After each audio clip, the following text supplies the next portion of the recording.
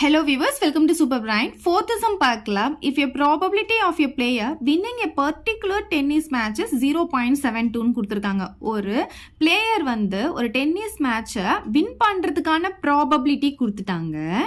அதே பிளேயர் வந்து அந்த மேட்சை வந்து லூஸ் பண்றதுக்கான ப்ராபபிலிட்டி என்ன அப்படின்னு கேட்டிருக்காங்க.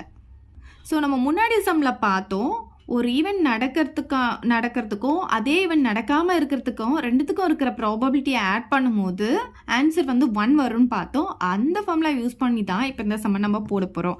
ஸோ ஃபஸ்ட்டு வந்து நம்ம என்ன பண்ணிக்கலாம்னா, அந்த வின் பண்ணுறதுக்கான ப்ராபபிலிட்டி இருக்கு இல்லையா, அதை வந்து பி ஆஃப் இன்னு எடுத்துக்கலாம். இந்த லூஸ் பண்ணுறதுக்கான ப்ராபபிலிட்டியை வந்து பி ஆஃப் இ டேஷ்ன்னு எடுத்துக்கலாம்.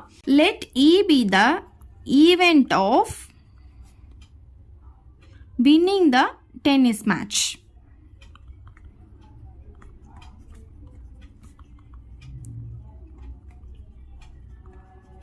இப்போ நமக்கு பி ஆஃப் இ எழுதணும். பி ஆஃப் இ வந்து அவங்க நமக்கு கொடுத்துருக்காங்க. எவ்வளோ கொடுத்துருக்காங்கன்னா 0.72ன்னு கொடுத்துருக்காங்க. நெக்ஸ்ட் வந்து இப்போ இ டேஷ் எழுத போகிறோம். Let E dash P the event of losing the tennis மேட்ச்னு எழுதிக்கலாம்.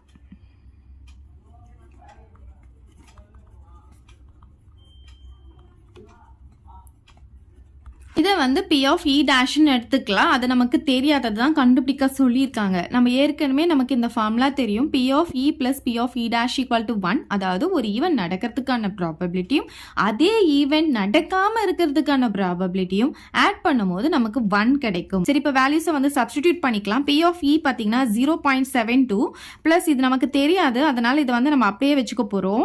ஈக்குவல் டு 1ன்னு போட்டுக்கலாம். நமக்கு எது கண்டுபிடிக்கணும்னா பி ஆஃப் இ டேஷ் தான் கண்டுபிடிக்கணும். ஸோ 1, இது லெஃப்ட் ஹேண்ட் சைடு இருக்க 0.72 நான் ரைட் ஹேண்ட் சைட் கொண்டு வரேன். அப்போ மைனஸ் 0.72ன்னு வந்துடும். இப்போ இதுலேருந்து நம்ம சப் பண்ணிக்கலாம். இப்போ பார்த்தீங்கன்னா 1.00ன்னு போட்டுக்கலாம் இந்த 1. இது வந்து 0.72ன்னு போட்டுக்கலாம். இப்போ நான் சப் பண்ண போகிறேன். 0ல் 2 போகாது. ஸோ பாரோ பண்ணும்போது இது 0 ஆகும்.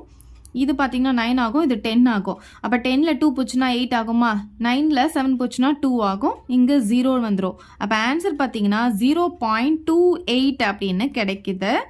ஸோ அவ்வளோதான் இந்த சம். ஏதாவது டவுட் இருந்தால் கமெண்ட் பண்ணுங்கள். உங்கள் ஃப்ரெண்ட்ஸ்க்கு இந்த வீடியோ ஷேர் பண்ணுங்கள். மறக்காமல் நம்ம சேனலை சப்ஸ்கிரைப் பண்ணிக்கோங்க. தேங்க்யூ.